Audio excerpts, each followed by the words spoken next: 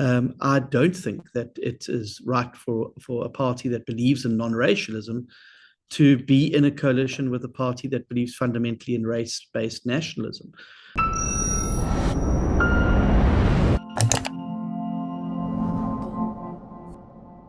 Could the Democratic Alliance be more assertive in pushing back against race-based policies from Pretoria? This is a question that I posed to DA leader John Steenhuisen in a recent episode of my podcast. What follows is a short extract from our longer conversation. You can watch the full-length interview by clicking on the link in the description below. Enjoy. And now, obviously, the DA is in power in many municipalities and in the province of the Western Cape. Would you be able to commit yourself to merit-based appointments and do away with some of these racial criteria and perhaps potentially face a legal challenge against the minister on that? Well, first of all, let me just say that, I think that there is an opportunity now in light of that judgment, for South Africa to walk away from race-based policies, which have clearly not served their purpose. If you look at what race-based policies have perpetrated on South Africa, well, they opened the door for cadre deployment and state capture. They've led to massive price gouging and expense to ordinary citizens.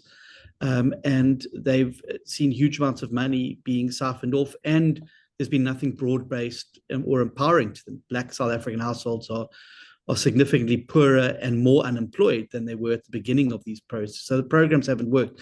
And I've often described, the race-based policies as trying to fix a gunshot wound by shooting the person again. You don't fix the problems and the legacy of race-based policies by putting more in. So yes, we already have in some instances in the Western Cape provincial government moved significantly away from slavish race-based appointments as required by national legislation and introduced merit-based appointments. But I think there's a lot of scope for there to do more.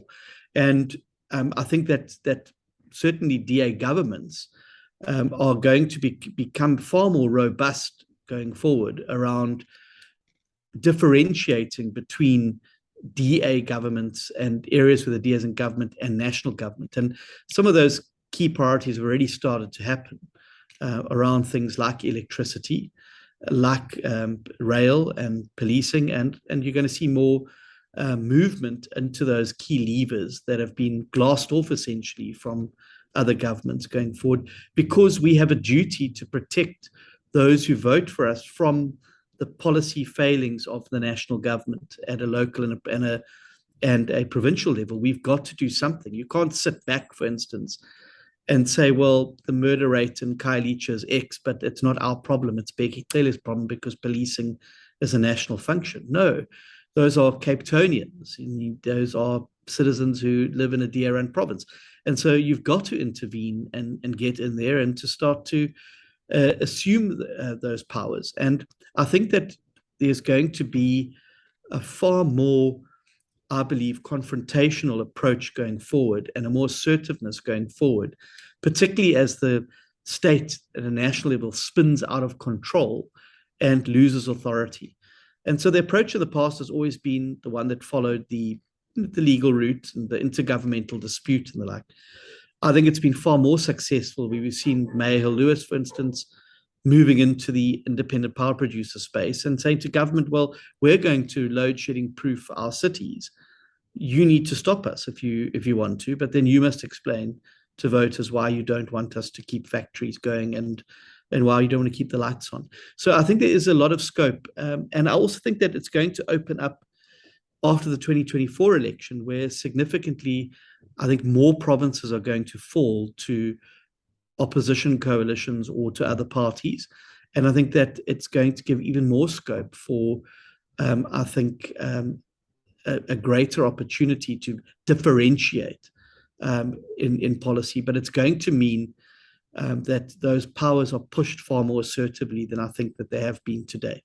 Yeah, and we'll get into some of those devolution questions later in the conversation. But I think you do have the Constitution on your side. So Section 217(2) says that subsection 1, which I won't detail here, does not prevent the organs of state or institutions referred to in that subsection from implementing a procurement policy providing for, then subsection B, the protection or advancement of persons or categories of persons disadvantaged by unfair discrimination. So it's saying the Constitution says we won't prevent you from having affirmative action policies, but that doesn't mean that you have to have them. And I mean, there's a number of other areas. I mean, around policing, for instance, Becky clearly keeps citing that, well, it's the Constitution that doesn't allow us to devolve. Well, actually, that's not true. And we've pointed out in letters to him and to the president that the powers actually do exist for provinces to play a bigger role in policing. And that, it's not necessary that a constitutional amendment is going to be required for us to be able to keep citizens safe. All right. Well, John, in terms of the DA's identity and the role that it is seeking to play, I mean, would you describe the DA as a liberal party? What does that term liberalism mean to you? Well, I certainly do think the DA in the South African context is the only liberal party that exists in South Africa. And I think if you look at the core values and principles of the party, that they are liberal democratic principles. And I think it was when the party started to move away from some of those core values and principles that it started to end up with a bit of an identity crisis, particularly going into the 2019 election. And so I do think that if you look at the DA, it is, I would say, by all definitions, a liberal party. We're not a libertarian party. And there are different strains of liberalism within the DA that are reflected in different approaches to things. So you've got people who call themselves classic liberals, and you've got others who have a different view on certain things. But I would say that by far the overwhelming majority tradition within the DA is a liberal tradition. If you look at the constitution of the party, if you look at the value and principle set, these are all values and principles that are associated with the liberal democratic order around the world. All right. So now how does this play out in terms of the day-to-day cut and thrust of politics? Because it's all very well having your ideals, but then there are inevitably going to be trade-offs, concessions that are going to be made, particularly with coalition partners. Do you see a potential tension there between the growth aspirations of the party and its desire to be in a coalition government at national, provincial level, and some of those core underlying values? So I think that if one looks at those core underlying values and principles, they are what is used in guiding us in terms of coalition and coalition partners. So, for instance, it would be very easy for us to solve the Johannesburg crisis by going into some form of arrangement with the economic freedom fighters, for instance. But there's a core recognition that their offer and their ideology is the antithesis of the liberal democratic order and philosophy, that it precludes us from actually doing deals with them. And I think that is as it should be. I don't think that it is right for a party that believes in non-racialism to be in a coalition with a party that believes fundamentally in race-based nationalism.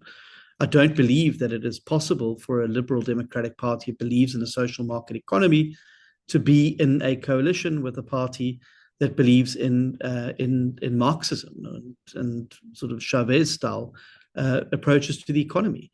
And we saw what happens when you try that, and that was the 2016, what we call Coalition 1.0, where it showed very clearly that cannot coexist, which is why we were able to go into this next election, this last one, and say we will not do any deals with the EFF, because doing a deal with them is a betrayal of the core values and functions. Now, in any coalition, you've got to be flexible. There are things you're not always going to get your way. You're not always going to get the things you want 100%. And that's a natural function of coalitions.